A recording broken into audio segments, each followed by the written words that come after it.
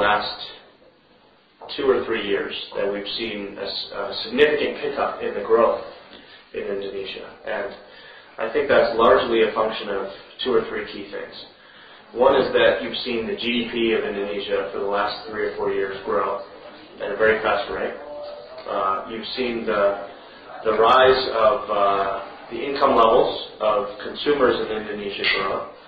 And you've seen the growth of the internet in Indonesia in a big way, where Indonesia is now the number 2 Facebook user, and very high in, I think, number 1 in Twitter in Asia. Yes. So the population is very young and very anxious to use the internet, and so the combination of all 3 of those things, the high GDP growth rate, the income levels, and the internet propensity to use the internet, all of that has led to Intel's business growing.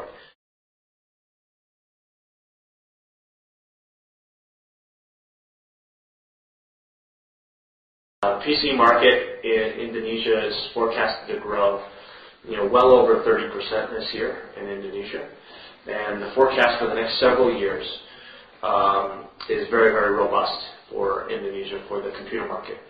So we're very bullish about Indonesia, and we're very optimistic about the potential for Indonesia in terms of the computer market, the PC market. Much like the phone market in Indonesia has grown very rapidly, I think we're now poised to see the computer market grow very rapidly.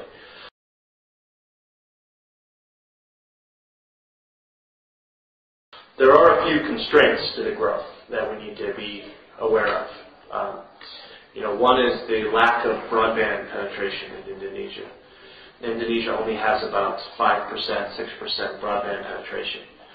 So that will be a limiter for growth for the economy and the industry if that doesn't grow more quickly. So that, to me, is a very, very important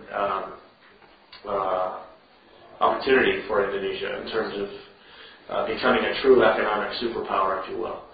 Indonesia is already by far the largest economy in ASEAN, and has the potential to be one of the largest economies in the world. But I think it's important that the industry, government, private-public partnership work closely together to unleash things like broadband and make sure that broadband is in place.